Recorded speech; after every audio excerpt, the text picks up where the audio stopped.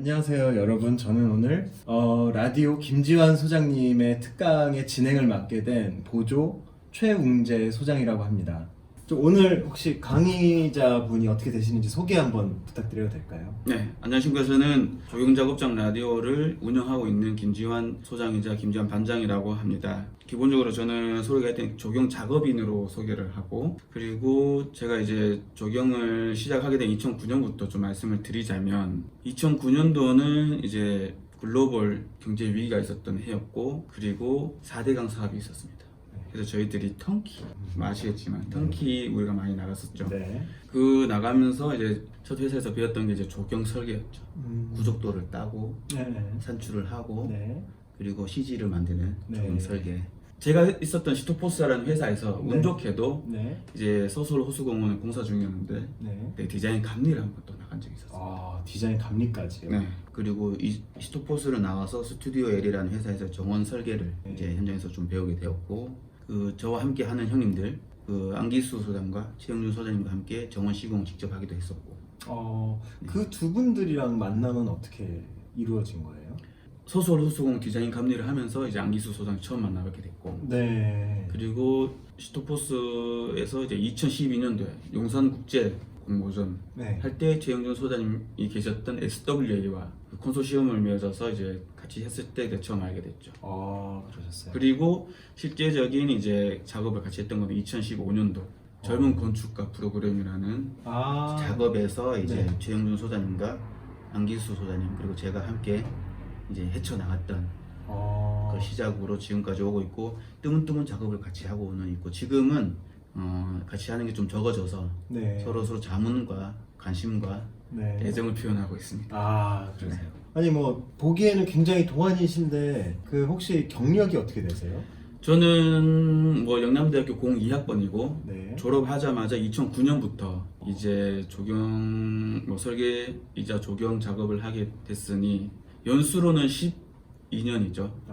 그리고 퇴사를 하면서 몇 달 정도 쉬었는 게 있는데, 그것 또한 인생의 경험이자 경력으로 보면 빈틈없이 꽉 채워져 있는 거라. 12년 동안 꽉 메워져 있다. 맞습니다. 좋네요. 그러면 원래 보통 조경이라는 분야가 사람들이 많이 알고 있는 분야들은 아니잖아요. 그렇죠. 근데 혹시 알고 있어도 뭐 나무만 심는 정도로. 그렇죠, 알고 그렇죠. 있죠. 저도 그런 얘기 되게 많이 듣는데 네.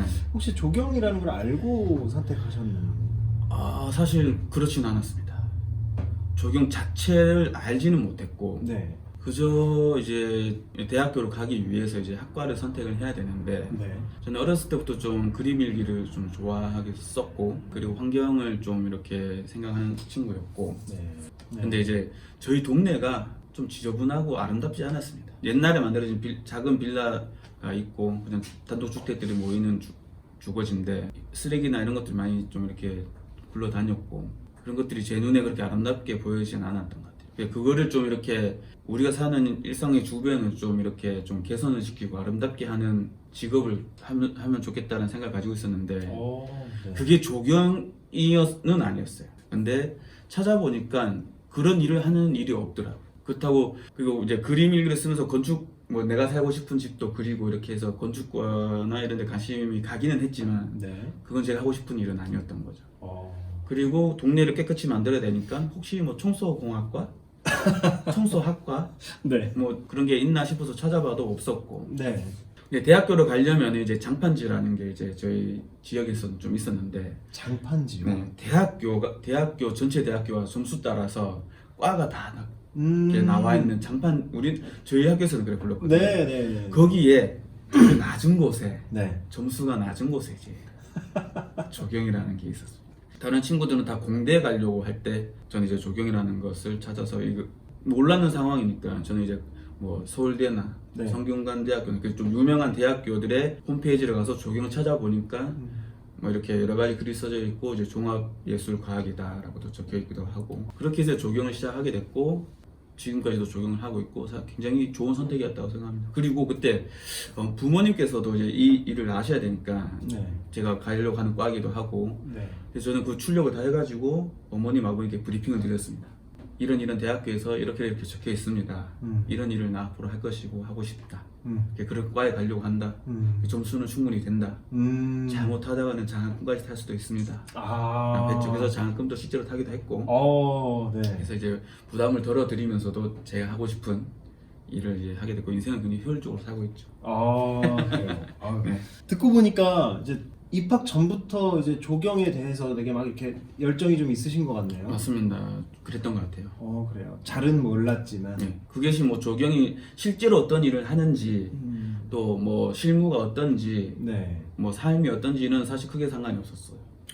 그냥 제가 하고 싶은 일이 그게 직업적으로 또는 학과에 있다는 것만으로도 네. 저는 뭐 다행이었고 감사했고 안심했었죠. 그 얘기 듣다 보니까 이제 학부 생활이 되게 궁금해지는데 네. 그런 열정을 가지고 학부 생활을 하면 도대체 어떻게 되는 건가요? 조경학과를 가기 위해서 그 고등학교 시절을 기다린 거죠. 따지고 버틴 거고. 저는 뭐 대학교 가면은 뭐 연애하고 미팅하고 이런 것보다 네. 조경학과에 간다는 것 자체가 되게 설레임으로 다가왔었고 굉장히 기대를 했었습니다. 근데 학교를 갔더니 네. 학부라는 거. 네네. 그 학부 안에는 제가 가고 싶은 조경학과도 있지만 네. 그 산림자원학과, 그 원예학과가 네. 같이 있었던 영남대학교였거든요. 네네네. 그래서 거기서 다시 공부를 해서 적당한 점수가 나와야지 이제 조경학과를 갈 수 있는 거예요. 네. 굉장히 실망스러웠죠. 그 당시에 조경학과는 원예학과랑 그 타 산림자원학과에 비해서 위치가 어땠어요? 점수는 가장 높아야지 갈 수 있는 곳이 있었어요. 그래요? 네네. 학부에서도 엘리트들만? 조경 그렇죠. 뭐 학부에서 엘리트라고 할 수는 있겠죠. 네. 이제 뭐 시험 기간에 공부는 열심히 했는데 사실 네. 학부 생활은 전혀 안 했었어요. 그래요? 그래서 저는 그때 인라인 스케이트를 타는 동아리 생활로 1년을 꽉 채웠었어요. 학과 생활이었다면 열심히 했을 텐데 네. 학부 생활이다 보니까 마음이 사실 가지를 않더라고요. 굉장히 실망스러웠던 부분이 그 부분이었고 네. 실망스러웠다는 게 조경학과에 실망스러웠다는 게 아니라 그 네. 체계 자체에 대한 어떤 허망함이었죠. 네. 조경학과에 가서 조경이라는 것에 집중을 하면서 살고 싶었는데 동아리는 이제 그래도 자동차나 오토바이를 타지 말자 환경과 관련된 또 인라인 스케이트 동아리였어요. 그리고 인라인 스케이트 타면서 좀 더 이렇게 조경학과뿐만 아니라 뭐 기계공학과 또는 여러 인문대에 있는 사회 쪽에 있었던 친구들도 알게 됐고. 네. 그러면은 이 학부제가 2학년 때 끝나나요? 그리고 다 학과로 돌아서나요? 그렇죠. 이제 1학년 2학기 때 끝나고 네. 1학년까지 점수를 이제 취합을 해가지고 등수를 매긴 다음에 네. 조경학과, 뭐 원예학과, 산림자원학과를 나누는데 네. 드디어 이제 조경학과를 네. 가게 된 거죠. 이제 드디어 조경학과를 하게 된 거고 그 열정 충만했었죠. 그리고 그 열정으로 네. 지치지 않고 지금까지 오고 있는 것 같아요. 그 학부 생활에 대해서 조금 더 학부 생활을 하면서 했던 조경에 대한 고민들 아니면 뭐 이런 것들 뭐 학생들한테 얘기해 주실 만한 게 좀 있을까요? 사실 그 영남대학교 조경학과 이제 제가 다녔던 그 시대의 이제 커리큘럼은 이제 2학년부터 이제 시작이 됐었고 뭐 조경 제도라든지 조경 수목학, 광역 조경 계획, 네. 그리고 뭐 동양 조경사, 그리고 저희는 뭐 시공과 관련된 어떤 그 교수님이나 그런 분들은 잘 없어가지고 뭐 측량학이랑 시공학 같은 거는 좀 이렇게 많이 못 배웠었고 네. 그리고 2학년 또 2학기 올라가면서 이제 조경 설계, 조원 설계도 하게 되고 3학년으로 올라가면서 이제 좀 더 심화를 거치면서 조경 설계 2 작업을 하게 되고 이제 4학년 올라가면서 이제 좀 인상 깊었던 수업이 이제 현대 조경론이라는 수업이었는데 네. 그리고 전 세계와 또는 국내 작가이기도 하지만 작업하시는 분들과 선배들과 그리고 공간을 직접 찾아보고 했던 때가 너무 즐겁긴 했었습니다. 사실 학생 때 막 이렇게 찾아보고 세계에 어떤 작업들이 있는지 국내에 어떤 작업들이 있는지 알기가 쉽지 않은데 그거를 오히려 공부를 한다는 것 자체가 저는 좀 흥미로웠고 네. 그러면서 오히려 조형과 태도와 네. 철학이라고까지는 거좀 뭐 개념, 컨셉 이런 것들이 어떤 건지 좀 알게 됐었죠. 조금 더 인상 깊었던 거는 제 친구가 한번 듣고 나서 이제 저에게 추천한 건데 교양 수업이었어요.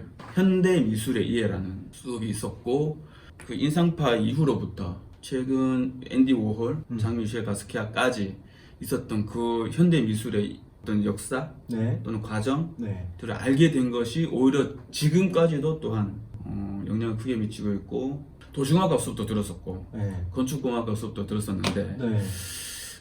충분히 조경 자체를 이렇게 들어가는 것도 좋지만 네. 대학생 때는 뭐 청강 또는 이제 교수님들에게 좀 말씀을 하셔가지고 참여하는 정도의 다른 과 다른 분야 수업도 또는 자기 스스로가 관심이 가는 것들에 들어보는 게 필요하다. 아주 좋다고. 아, 조경학과라는 전공을 살려서 앞으로 살 수도 있지만 네. 아닐 수도 있기 때문에 그렇죠. 좀 더 다양하게 했으면 좋을 것 같다는 생각이 좀 듭니다. 아, 깊어지는 건 네. 실무를 하고 나서도 네. 한참 후에나 깊어지는 것이기 때문에 네. 뭐 깊어지려 애를 쓴다기보다는 좀 더 많은 경험과 다양한 사고를 할 수 있는 환경에 자신을 노출시키는 게 좀 더 낫지 않을까. 네. 대학 생활을 보낼 때는 아, 그래요. 낫지 않을까 하는 생각이 좀 듭니다. 아,